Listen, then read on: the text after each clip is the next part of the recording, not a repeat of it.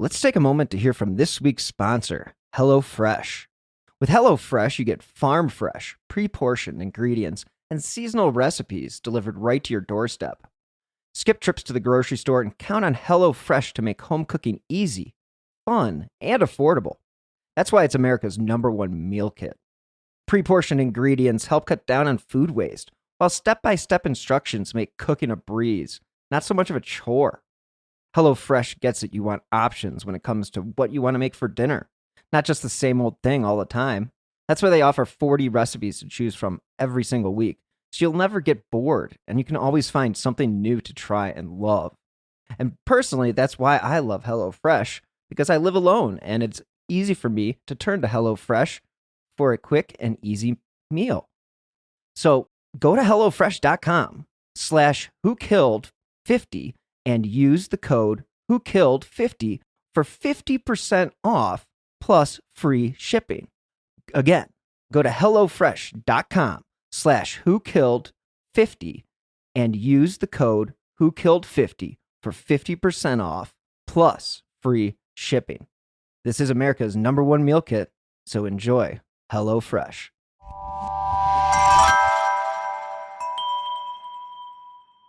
Slow Burn Media and Evergreen Podcast presents Who Killed, a podcast that provides a voice for the voiceless.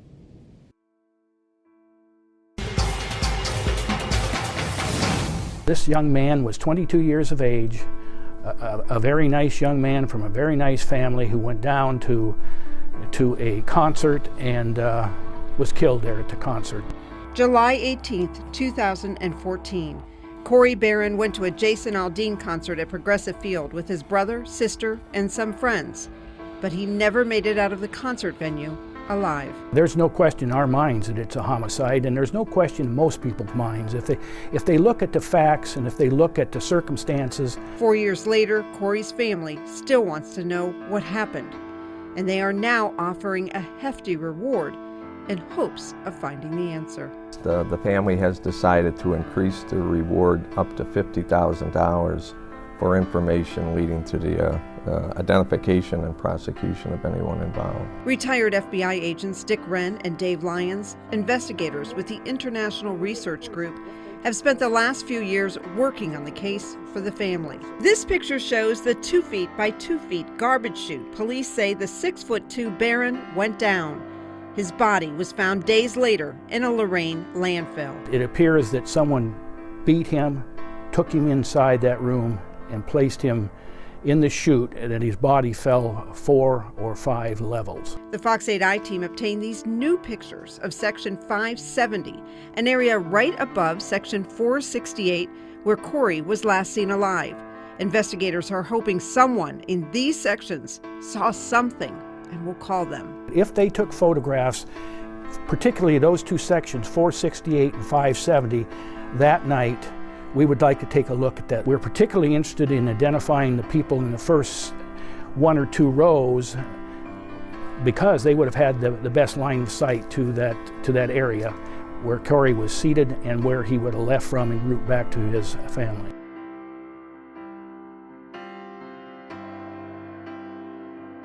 In Cleveland, Peggy Gallick, Fox 8 I-Team. Hello and welcome to episode 154 of Who Killed. I'm your host, Bill Huffman, and this is a Slow Burn Media and Evergreen Podcast production. I hope everyone has had a great week, and I need to give a shout out to my 103-year-old grandmother who recently passed away. She was a great woman and very successful in business. She was a huge part of our lives, and she'll be greatly missed. She gave us incredible memories that will last forever, and she's not one to dwell on things, and that's not what we're going to do here. So, cheers to Nana and a life well lived. 103. That's a hell of a run. But on this week's episode, we are going to look into one of the most mysterious deaths in Cleveland in the last decade. The death of 22-year-old Corey Barron of Fremont, Ohio. Now, Corey's day started off with high expectations.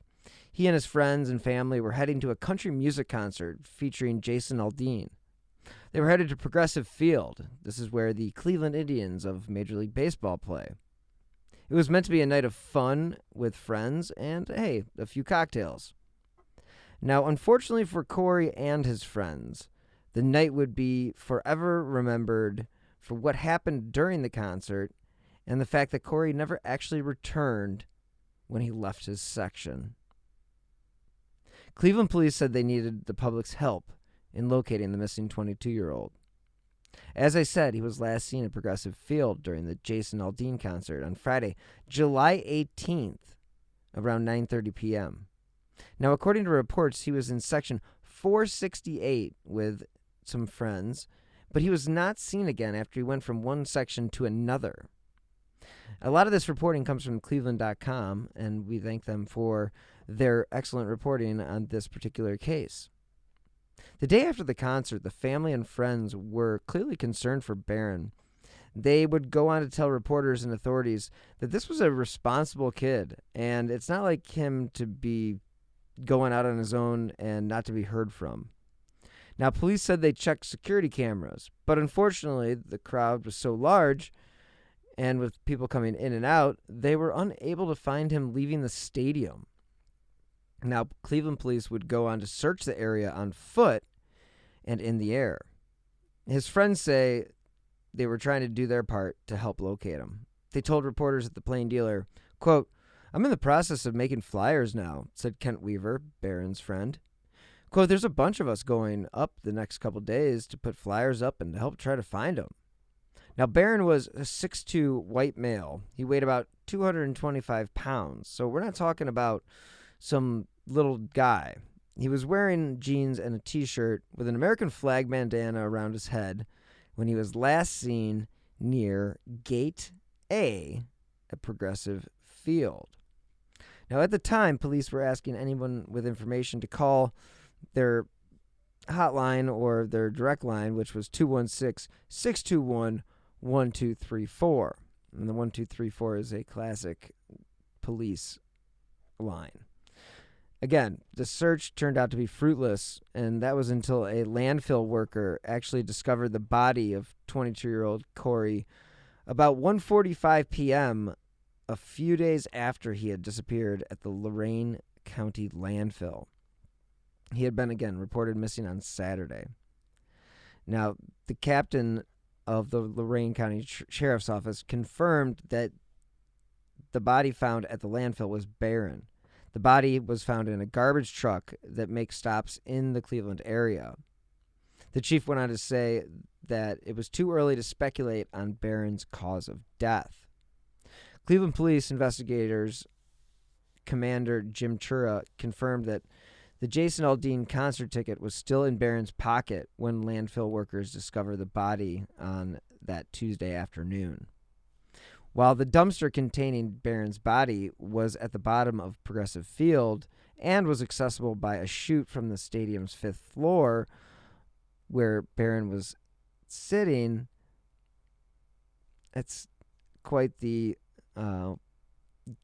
leap, and it's quite a ways down, according to Chura. Quote, "At least 5 or 6 stories." Now, Chura said it looks like Barron may have fallen or crawled into the chute, but stressed the matter was still under investigation, currently as a homicide, until detectives and the Lorain County coroner could rule out foul play. So a press release went out from the Cleveland Police Department and said officers were present when the Lorain County coroner's office positively identified Barron's body. Now, the Lorain County coroner, Stephen Evans, said an autopsy was scheduled for the following day, but a cause of death might not be known for weeks. A friend said Barron was, unfortunately, extremely intoxicated when he was last seen, but as 21-year-old and 22-year-olds do, that's kind of par for the course. At least 11 Cleveland police vehicles and homicide detectives and crime scene investigators ended up being parked at Progressive Field as the other investigators searched the Lorain County landfill. Again, early statements from police said that Barron fell 5 stories through a trash chute after he wandered away from his family during the concert. Now, Lorain County Medical Examiner Stephen Evans had performed the autopsy. Now, he did not say an initial cause of death, and he said toxicology reports would take weeks. Cleveland.com reported that officials hadn't yet ruled on a cause of death for the man, but officials did kind of feel like this could have been an accident. Now, Corey attended Bowling Green State University and lived in Fremont, Ohio, which is 40 minutes or 40 miles, however you go, from Toledo. Now, the Cleveland.com article goes on to state that the concert promoter, Live Nation, the Cleveland Indians, and the Gateway Economic Development Corporation had issued minimal statements Wednesday citing the ongoing investigation. So many questions were left unanswered surrounding the circumstances of his death. And no one could answer how Barron gained access to the trash compactor or whether security cameras captured how he would have found his way there. Gateway Economic Development Corporate Executive Director Todd Greathouse said the organization's contract with Live Nation placed the national concert promoter in charge of security for the Aldean concert. Gateway used its own security personnel to sweep the outside of Progressive Field and Quicken Loans Arena following Friday's concert, but Greathouse said Live Nation was the one responsible for security sweeps inside the building. Quote, "I have my own off-duty officers who make the sweep," Greathouse said. Now, a Live Nation spokeswoman told the Plain Dealer that she couldn't speak about security measures for the Aldean concert. Quote, "We are the promoter. Those questions would go through the building manager," she said. Now, club spokesman Curtis Danberg declined to comment on stadium security. Quote, "I cannot comment on anything right now," he said. Quote, "There will be a time and a place, but we aren't there yet," Danberg had told reporters on the Wednesday following the discovery of the body. Now, they would also not allow reporters into Progressive Field to take pictures. But a dumpster, which police believe Barron fell into, was inside the stadium, Greathouse said. He said he couldn't provide any more information about its location, but... Now, Cleveland Police K-9 units had searched the stadium after Barron was reported missing. But, interesting fact here, police spokesman Allie Pillow said in an email that the department has no cadaver dogs, which are used to search for dead bodies. We're kind of a major metropolitan city, at least we once were. Wouldn't you think that would be a prudent thing to have? Pillow would go on to say that officers did not physically inspect the inside of the dumpsters around the stadium during their search for Barron before his body was found. Okay, I know hindsight is 20/20, but come on, people. They didn't search the dumpsters? Wouldn't that be one of the first places they would have checked? I mean, that's unacceptable if I'm a friend or a family member. I would be up in arms. So the company that hauls the trash from Progressive Field is Republic Services, and they issued a statement saying, quote, "We are fully cooperating with law enforcement authorities as part of their ongoing investigation." And that is company spokesman Russ Knock said in a statement, quote, "At this time, we are referring all media inquiries to the Cleveland Division of Police." Now, Evans, who performed the autopsy, said it didn't take long for investigators to connect the body to the missing man. Quote, "We know there are only so many missing people in the area," he said Tuesday. Quote, "We have flyers for this picture, and we knew the dumpster came from Cleveland." So Cleveland police would end up returning to the stadium to search for clues after Barron's body was found. They held a short press conference following their search. Now, again, the captain of the Lorain County Sheriff's Department said Barron's body had no bruises or other obvious signs of trauma. The garbage truck was found and picked up trash outside of Progressive Field before driving to the landfill. Special investigators Commander Jim Chura said at the time on Tuesday at the press conference that investigators have no reason to suspect foul play, but will continue to investigate the incident as a homicide until foul play can be ruled out. Now, again, as I mentioned before, he was reportedly extremely intoxicated. I get it to an extent that a 22-year-old would be extremely intoxicated. What I don't get is how a 22-year-old who is extremely intoxicated ends up falling down a garbage chute. I don't get it. So, Peggy Gallick, who works for Fox 8 and she's been around forever, she wrote that Corey Barron's death, with a private investigator, family members, reveal new information. That was the headline of her article. And she wrote that, as they should, the family of Corey Barron hired a private investigator. These private investigators and family members of the 22-year-old man believe they have new information on the case and are pushing for the manner of his death to be changed from undetermined to homicide. Quote, "We believe it's a homicide investigation, and that's from the information that we've received," according to Dick Wren, who's a retired FBI agent and now a private investigator with the Internal Research Group. Quote, "We have provided some new information to the coroner relating to some individuals we have an interest in that we think is well worth police consideration." Now, it's interesting. This is at least the second time Dick Wren has come up on this podcast. If anybody is a fan of the show, they know that the first time would have been during the Amy Mihaljevic case. He was one of the lead men in the FBI that was involved. So, very interesting stuff. So Cleveland police investigated the case, but detectives closed the case a year later. Now, this was after city prosecutors ruled there was insufficient evidence that a criminal offense had occurred. So without any quote-unquote real evidence, they just decided to conclude it was an accident. I don't find that to be a sufficient conclusion, and I'm sure that the family and friends of Corey feel the same. Now, police said at the time they believe Barron died after falling down a garbage chute. Again, according to the Lorain County coroner's autopsy report, the cause of death was, quote, "multiple blunt impacts to the head, trunk, and extremities due to the fall down the trash chute into an enclosed dumpster." And the manner of death was, again, marked as undetermined. Lorain County Coroner Frank Miller says he would need more information before changing the manner of death, while Wren said investigators would like either Cleveland Police or the state's Bureau of Criminal Investigation Cold Case Unit to look at the case. BCI officials say in order for them to look at the case, they need to be asked by the Cleveland police detectives, since they were the original lead agency investigating the Barron's death. Quote, "There is more that needs to be looked into here," Wren said. "We have developed new information. Since the last time Cleveland police had this case, we really believe someone should take a new look at this," unquote.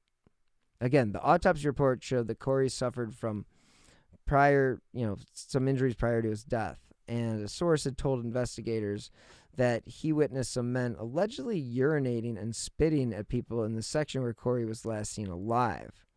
So this source did take a polygraph test, did pass, and he told investigators that people appeared to be urinating and spitting, left their seats around the same exact time that Corey did. Now, they returned a short time later, gathered up their belongings, and left. Now, again, they left right when Jason Aldean was about to perform. This friend said, quote, "We think that," Wren actually goes on to say, "we think that's an unusual time for them to leave." Investigators identified the persons of interest and asked them for an interview and asked if they would be willing to be polygraphed, and they refused. There is no reason to believe Corey Barron, who has no history of mental or emotional problems, would have put himself in a garbage chute for any reason, Wren said. Corey's father, Matt, told the Fox 8 I-Team they won't give up until they get justice for Corey and find out exactly what happened. Quote, "The circumstances of this don't add up," Matt Barron told the I-Team. Quote, "I don't believe it was just an accident." And again, anyone with information is asked to email rnr@irgglobal.com Or again, you can call Crime Stoppers at 216-252-7463. Now, the investigation into his death would drag on. It was 2 months later when the Herald News would come out with a new article about it, and it was basically saying, well, where does the case stand today? And unfortunately, we don't have an answer for that, because it really was kind of like, hey, this guy fell through a garbage chute. That sounds plausible. Let's just chalk it up as that. In the meantime, there's a lot of questions that are left to be answered. We're also there attending the concert. Again, Corey disappeared at 9:30 p.m. after visiting some friends in a different section opposed to the one where his assigned seat was. Now, again, he never returned, and in the following days, there was a full search for the man, and again, this turned up nothing. Now, according to Action News 19, former employer, sources say that Corey may have also engaged in an argument with another man or group of men right before he disappeared. They also say the only way someone could have accessed the chute was to crawl into it. However, a complete investigation by homicide detectives has turned up nothing, and police say they have obtained no new evidence in the case since the body was found. Unless something miraculous turns up, it's very likely that the specifics of Corey Barron's death will remain a mystery. Again, after the news of Corey Barron's death was made public, Jason Aldean made a statement on Twitter, quote, "My sincere condolences go out to Corey Barron's family and friends. My heart is heavy for you all, and you are in my thoughts and prayers." So Barron's death came during a period in the summer when the amount of arrests and hospitalizations across country music events were making headlines. And Jason Aldean actually had spoken to Rolling Stone Country about the problems at country concerts, saying, quote, "You want people to come out of your show to enjoy it and everybody to wake up the next day and talk about what a great time they had. You don't want somebody to come to the show and never make it home. Unfortunately, that kind of stuff is out of our hands. People are adults and are responsible for their own actions. You come to a show and plan on drinking, get a driver, call a cab. That's the things that adults should just know. We can't make people do that stuff." So I don't know about that statement from Jason Aldean. I think that's sort of like kind of releasing any liability that he may have had in the sense of, you know, this guy's disappearance. And according to 19 News, the family of the Fremont man, again, this was Corey Barron, they feel like there was something more to his death. And Barron's sister, Britta Barron, shared a post on her Facebook page about the need to find out what happened to her brother. And it read, quote, "It has been my family's and mine personal promise to Corey to find out what happened that night. For the past 8 months, Internal Research Group Incorporated, a group of former FBI agents, has been working to help us with that promise to my brother. As we've all believed all along, they have found no reason to believe that this was an accident." Again, the Lorain County Coroner's Office ruled there was no foul play in Barron's death. However, many questions did remain for the family.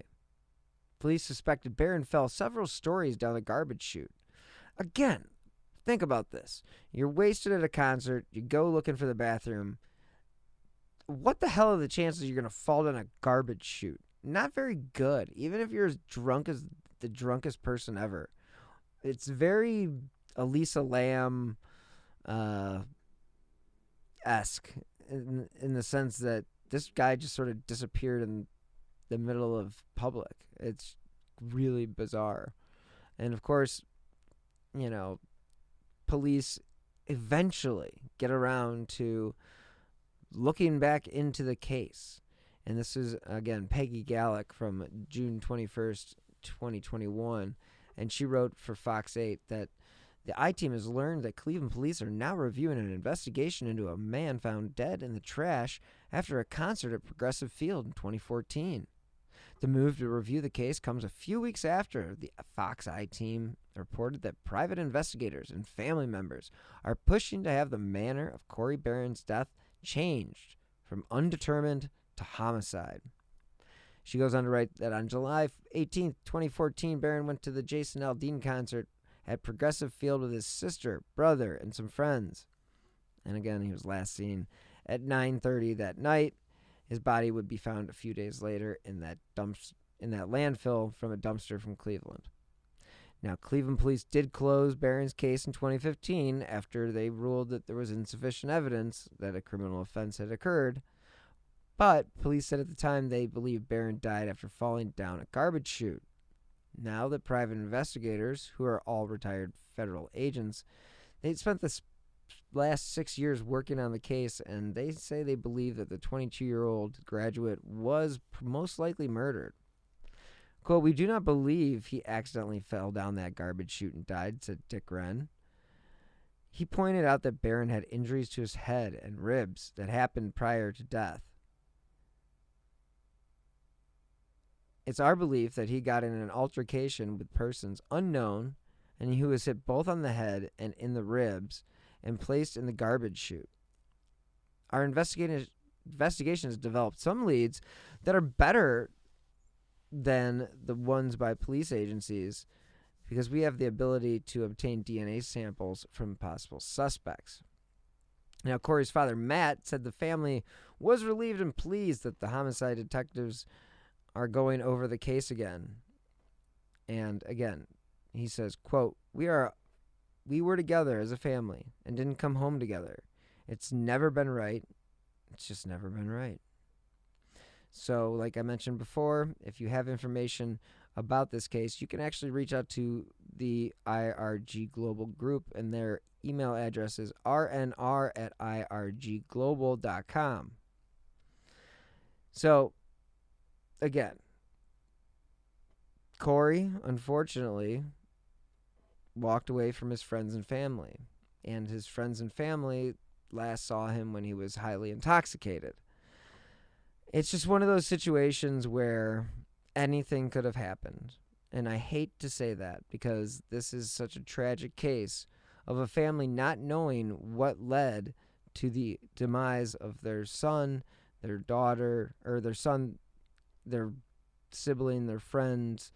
All that stuff is just completely thrown out, and it's just absolutely a shame that they didn't have security cameras and other sorts of CCTV in place to protect this type of thing.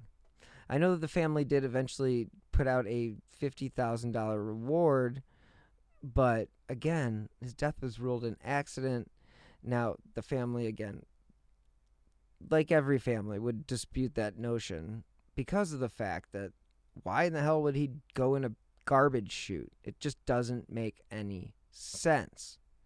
So, it's just one of those things that people don't really grasp. I don't understand why the people involved with Gateway, involved with the concert, involved with the Cleveland police, well, they didn't do their best job in searching for this individual. I mean, they didn't search the dumpsters, for crying out loud. I mean, it's like, come on. And if you don't search the dumpsters, what's the point of doing any search? I, as a journalist, would say that's not doing your job because of the fact that that's the most likely place that Corey would have been if he wasn't found anywhere else in the stadium. And at that point, he wasn't.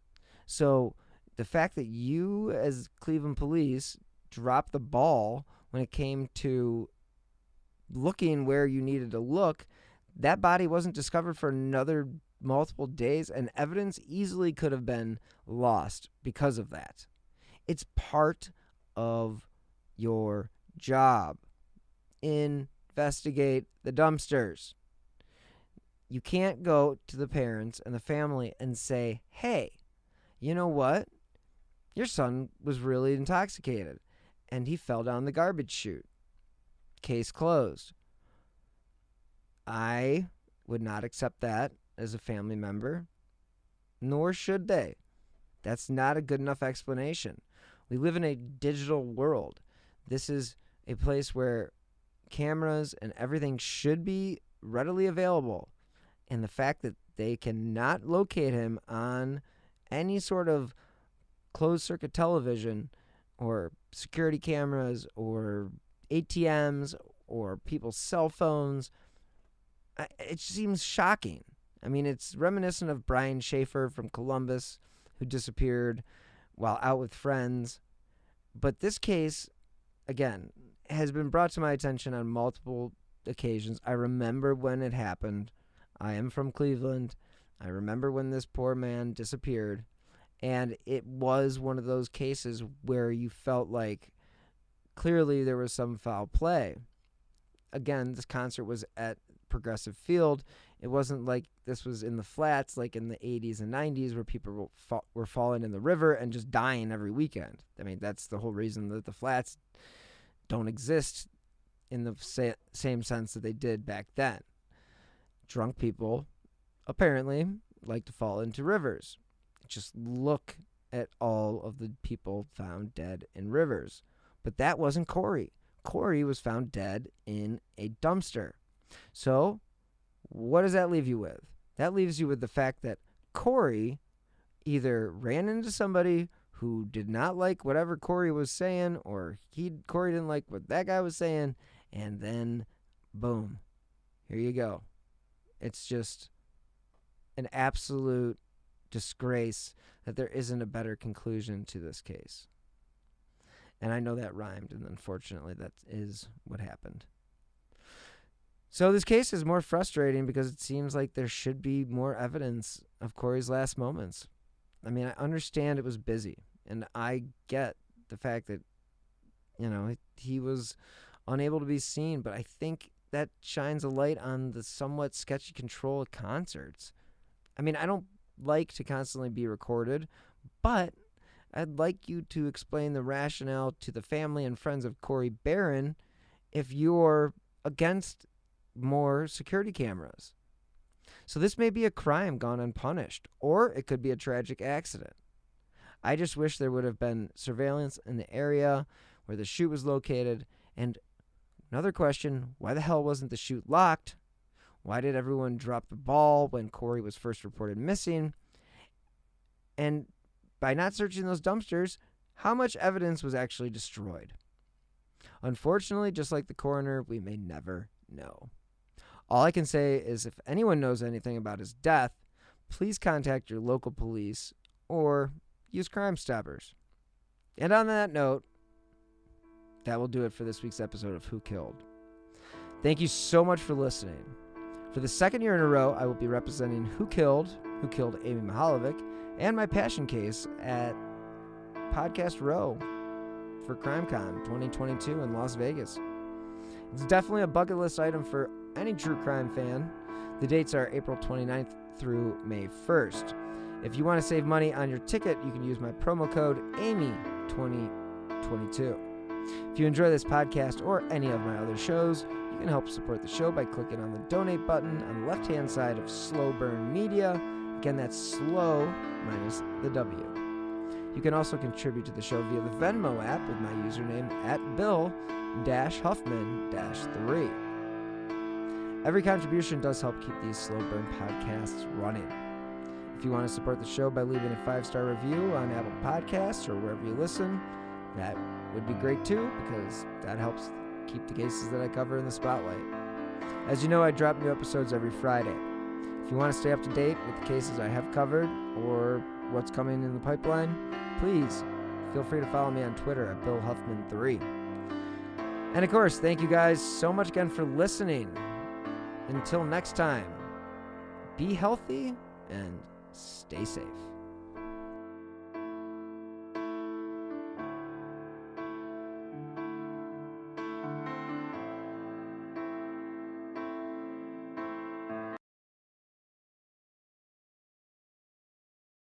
Have you ever wondered about things that go bump in the night, or objects in the sky, or other things you just couldn't explain?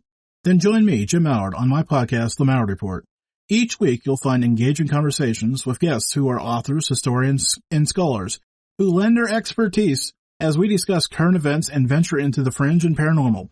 The Mallard Report hits controversies head-on, yet remains conversational, and can be found on Apple Podcasts, Spotify, and any other major podcast platform. Coming up on 5 Minute News, I'm Anthony Davis.